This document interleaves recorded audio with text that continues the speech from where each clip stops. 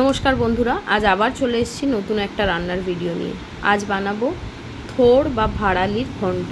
থোড়ের ঘন্ট বলতে পারো, অনেকে ভাড়ালিও বলে থাকে। ভাড়ালির ঘন্ট এটা সম্পূর্ণ নিরামিষ একটা রান্না, এতে কোনো রকম পেঁয়াজ বা রসুনের ব্যবহার করিনি। থোড় তোমরা সবাই জানো, বাজারে কিনতে পাওয়া যায়। থোড় নিয়ে এসে আঁশ ছাড়িয়ে ঠিক এরকম কুচো করে কেটে নিয়েছি। প্রথমে থোড়টা জলে ভিজিয়ে ধুয়ে নিয়েছি, তারপরে থোড়টাকে এরকম ঝুড়িতে ছেঁকে তুলে নিয়েছি। এই থোড়টাকে ঠিক এভাবেই কাটতে হবে। আর দিয়ে দেবো উপর থেকে নুন। নুনটা দিয়ে আমরা বেশ মিনিট 5-10 মিনিটের মতো ছেড়ে দেবো। এভাবেই একটু নুনটা মিশিয়ে নেব, নিয়ে থোড়টাকে এভাবেই ছেড়ে দেবো। এরপর এই থোড়টাকে ভালো করে চটকে নিতে হবে। চটকে দেখবেন একদম নরম হয়ে গেছে, নরম হয়ে একটুখানি হয়ে এসছে, আর অনেক জল বেরিয়ে এসছে। এখানে আলু ছোট করে কেটে নিয়েছি। তেলে আলুগুলো লাল লাল করে নুন হলুদ দিয়ে ভেজে নেব, ভেজে তুলে নেব। এবার ফোড়নে দেব শুকনো লঙ্কা, আর দেব 1/2 চামচ জিরে, গোটা জিরে।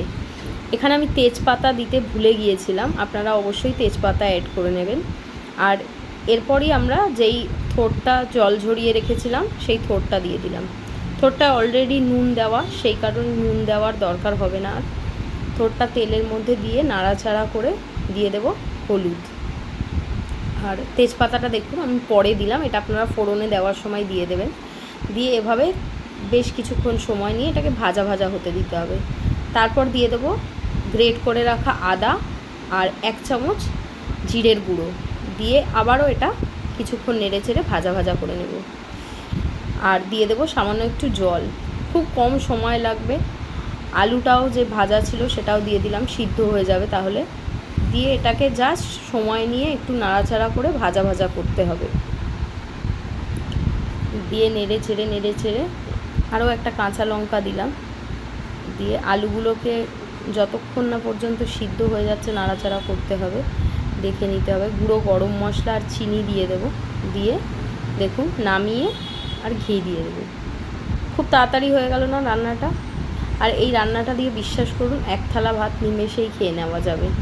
আপনারা অবশ্যই বাড়িতে রান্না করবেন। আর বন্ধুরা, যদি আমার ভিডিও আপনাদের ভালো লাগে তাহলে প্লিজ লাইক করবেন, সাবস্ক্রাইব করবেন, শেয়ার করবেন, আর পাশে অবশ্যই থাকবেন।